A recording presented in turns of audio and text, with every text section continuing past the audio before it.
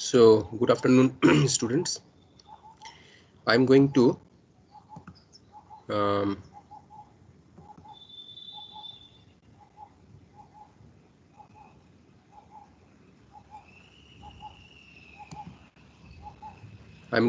today talk about the problem of load balancing. Are you all able to see my slide? Can you please confirm? Yes, sir. Yes, sir. Very good. Okay, so I'm going to talk about the topic on the topic of load management, right? Load management in cloud. Okay, so basically what happens is that by now you must have seen that there are different types of resources, right? So we have resources in the form of uh, you know uh, like computational capabilities, processor, memory, etc., etc. So these resources will have to be managed. Now this is part of the resource management and resource allocation, but then these resources will, if these are not properly utilized or if these are not properly distributed across, then this is going to lead to inappropriate overloading or underloading. Okay, inappropriate overloading or underloading of the same resources. So this load will have to be managed. So what are these load?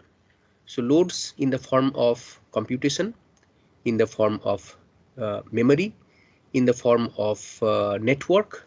Okay, so in all of these different computational load, memory load, network load, so all of these which work hand in hand to deliver these cloud services, these loads will have to be managed in such a way that there is not too much of overloading, not too much of underloading, or in other words that these resources will have to be appropriately distributed in order to balance the load, right? Now the thing is that these loads, these keep changing dynamically over time. It is not like it's a static kind of thing, so the load also varies dynamically over time. So load balancing is not a very trivial problem, because if you knew a priori which VM, for example, is going to have how much of resources and what is the distribution of the load over time, right? So if you know this problem a priori, then it is easier to handle. But if you do not know it a priori, and if the load basically changes over time, then this is a problem which is not so trivial, and you need solutions for it. So towards this end, there are different load balancers, commercial load balancers, many solutions, load balancing algorithms, which were proposed to take care of these issues. So what I'm going to talk about are some of these different solutions that are over there. So first of all, I will start with the issue in general. What is load balancing cloud? And I will get into the details of it, and then I am going to talk about more about the solutions that are in place. So you have in cloud computing, you have distributed workloads, right? So these workloads will have to be uh, you know uh, managed. These workloads will have to be balanced in a certain way across multiple computing resources. So these will have to be balanced in such a way that it reduces the costs that are associated, right? And it maximizes the availability of these resources.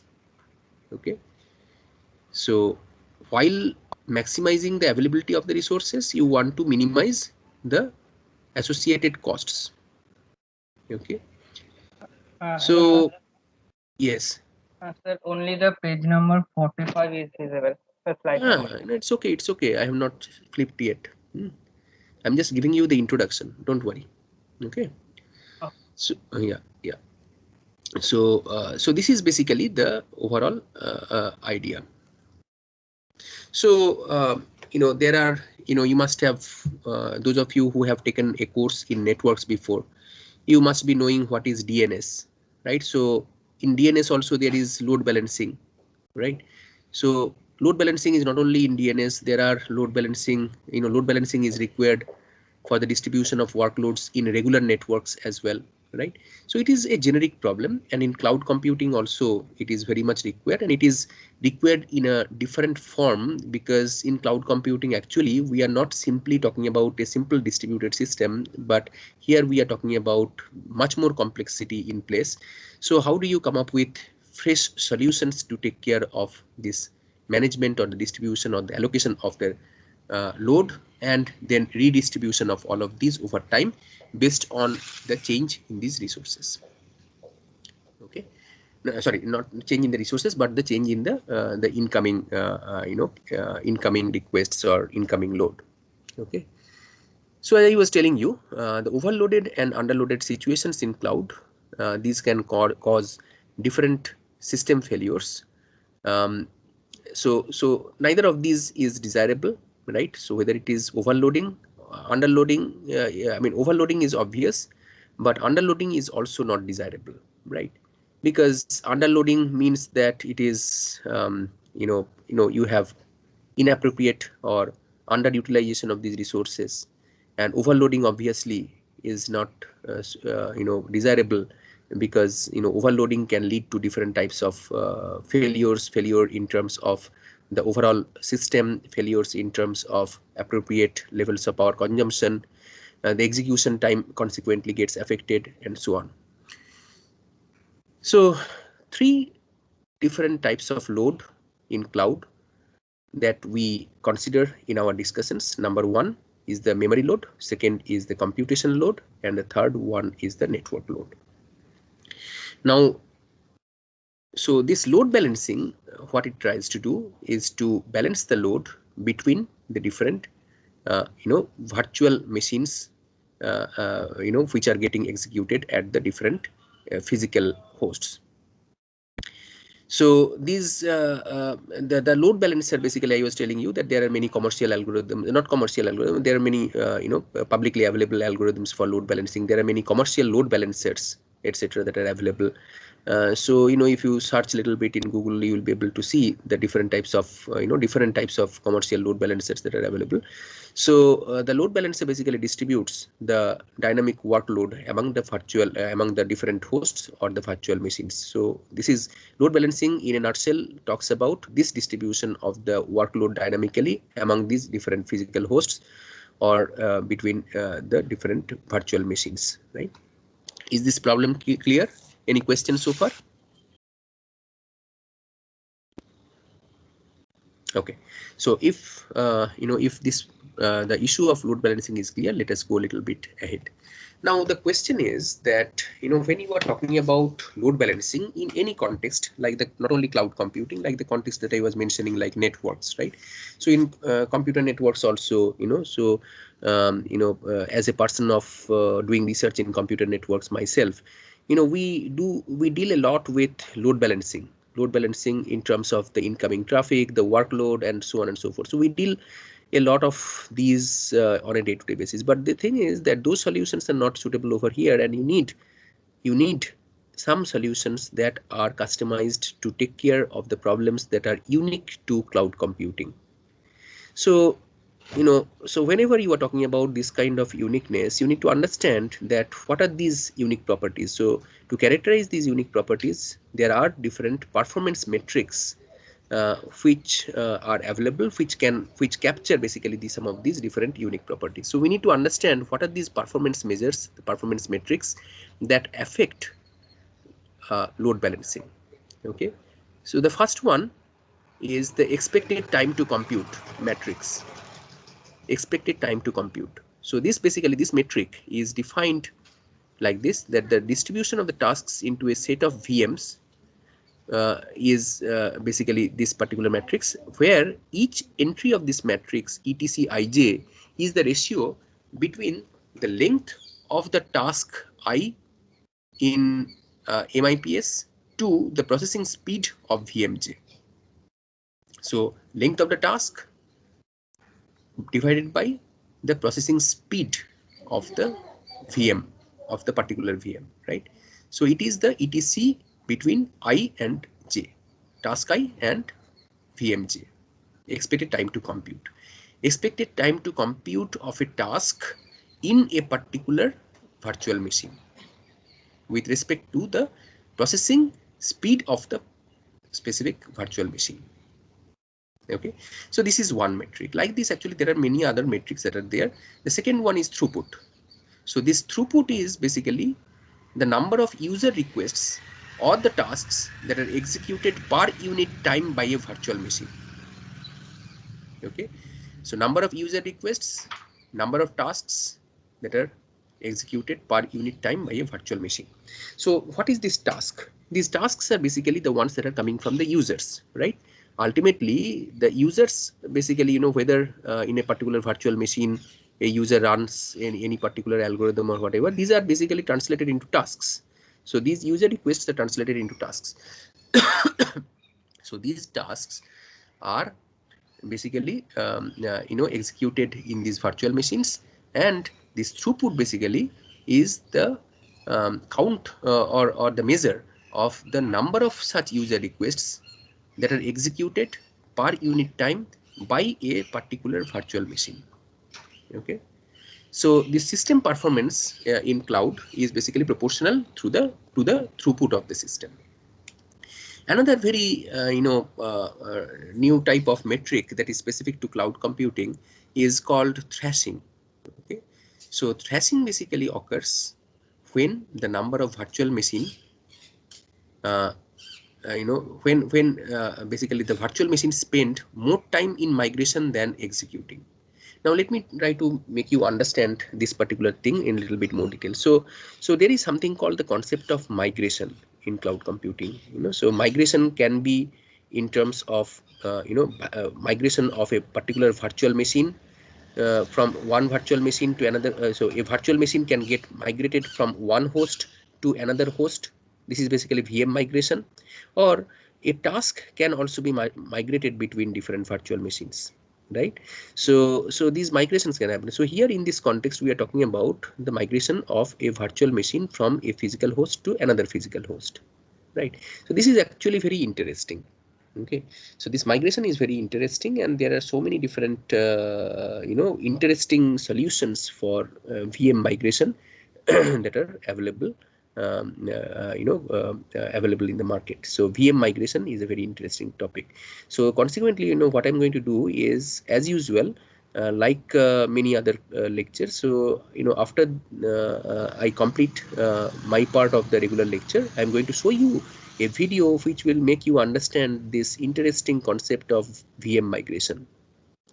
So this VM migration basically can again, so I hope that you have understood what is the concept of migration. Migration basically, it is talking about that you have some virtual machine which is there. So basically, which is running on some host. So from one host, this virtual machine can be migrated to another host, and this is very important, because unless and until you have flexibility to migrate a particular virtual machine from one point to another, unless you can do that, you cannot really deal with the issue of appropriate or suitable or fair distribution of execution over the different physical hosts, right? You cannot deal with it, and particularly in the context of load balancing, this is even more important for understandable reasons. Now, basically, thrashing basically deals with the concept of this how many such VMs are getting migrated than the ones that are getting executed. This is basically what the thrashing basically talks about in the context of migration. Now, so why is migration required? So I already told you why it is so, but the thing is that migration is very important because if you let us say that a particular physical machine where a particular VM is getting executed, this machine is coming to the fullest of its capacity. Or this is one of the reasons, but like this actually there could be different other reasons also. So if it is coming full, if it is coming to the maximum capacity, then the hypervisor, you remember what is a hypervisor, right? And the different types of hypervisor. So what the hypervisor can do is that this particular virtual machine can be migrated from the original host to another host. So for this migration, there are so many different algorithms, so many different logics that are in place to implement this process of migration. Because what you need to do, you have to ensure that whatever was happening to this VM, right? Whatever the user was executing on the VM, so the user should not be able to understand. It should be a seamless kind of activity by which this virtual machine is going to be migrated from one host to another host. Okay, this is a very interesting concept. So if you are interested further, let me know. I'm going to talk about more about this concept of migration, but the video that I'm going to show you will also explain further about the utility of the concept of VM migration. Okay. So as you see, one of the things that I would like to also tell you in the context of migration is that you have to do things very fast, right? So you just should not be able to understand. So one thing is that you have to do it very fast so that user doesn't see any kind of downtime or any kind of any kind of reduced performance of the system or so. One is that. Second thing is that you have to do things very accurately, right? So no data should be lost. So you have to basically, what you have to do is when you are doing this migration, you have to freeze the state variables of the VM. So you have to freeze them and you have to transition to the new physical machine very quickly. You have to put on the new physical machine very quickly. Everything, there is no manual intervention. Everything is getting done by the hypervisor in a very seamless kind of manner, in a very fast seamless kind of manner, without the user being able to even know what actually has happened. Okay, so user doesn't notice anything, but behind the scene, the hypervisor, what it has done is for different reasons like the ones that I mentioned, or for many other reasons also, the VM gets migrated from the original physical machine to another physical machine. So thrashing basically takes care of how many such migrations are happening with respect to the ones that are getting actually executed at the original host. So there are many other performance metrics for load balancing. Another one is, anybody wants to ask a question? Another one is basically, please keep yourself muted if you do not want to speak. You want to speak? So please keep yourself muted if you don't want to speak. So the other one is basically accuracy. Accuracy basically determines the perfection of task execution, how perfectly the task as per the requirements get executed is basically this metric. It captures this particular thing. Predictability. Now what is this predictability? It is the degree used by the for the prediction of task allocation, task execution and task completion according to the available resources. According to the available resources, you are going to predict the execution of the task, the allocation of the task, okay, the completion of the task, how much time it is going to take for doing all of these things, prediction of it. Why do you want to predict? Because if you can predict all of these different parameters, that is going to help you to improve your quality of load balancing. The VMs will have to be migrated maybe accordingly. If you predict that after such and such time, the physical machine where it is going to be executed, it is not going to, it is not unable to handle further, then what it can do is that because of this metric predictability, because of the prediction that is done, the VM can be migrated.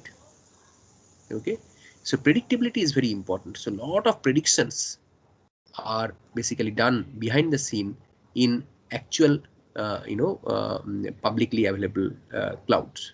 Many of the ones that you are using basically are doing all such things behind the scene. Mix span, it is another performance metric.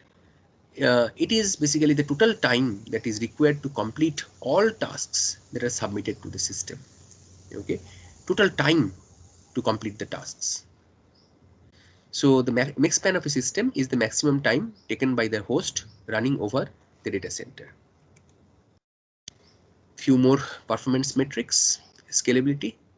This is like the regular scalability. It is the capability of the system to perform under unexpected circumstances and is a measure of load balancing performance of the cloud when the system load increases. So scaling up, how much it is able to cope up with the increase in the system load.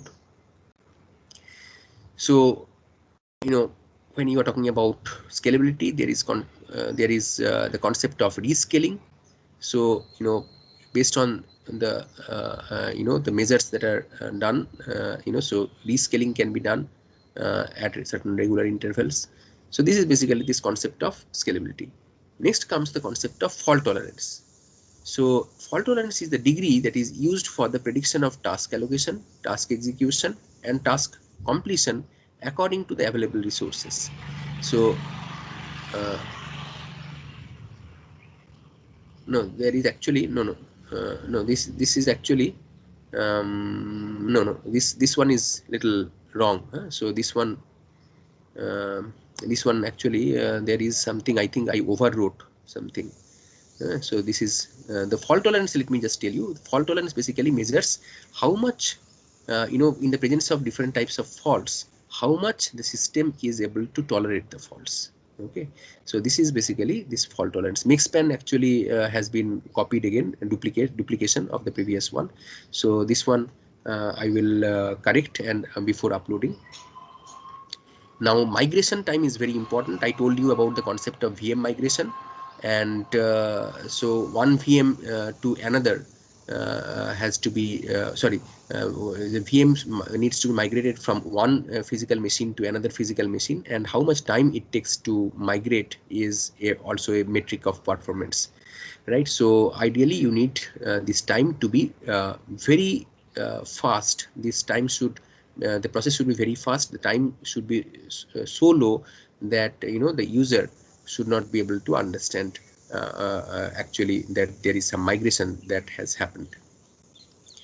Associated cost basically deals with the cost that is associated with the resource utilization. The cost the cloud user basically tries to depreciate the cost of resource provisioning by degrading the on-demand resource cost and oversubscribed resource cost of over provisioning and under provisioning. Energy consumption is also well understood. How much these algorithms for load balancing, how much of this energy consumption takes place. You want to reduce the amount of energy consumption, because ultimately this energy consumption metric can be linked up with the carbon emission, right? Carbon dioxide emission or other harmful gases emission from the data centers. So energy consumption is also an important metric, keeping the sustainability in mind. So the solution that you have should consume less less amount of energy, and should emit less amount of carbon to the environment. So how much time do we have? Achha. Yeah, I think I will leave it for today. We'll go a little slow, and let me show you some videos on this migration, and another video I have collected which can make you get a better understanding of the concepts that we have covered so far. So I'm going to show you some videos, and which will make you understand about how commercially, as a case, these are like case study videos, and this is going to show you how commercially things are being used. Okay, any question?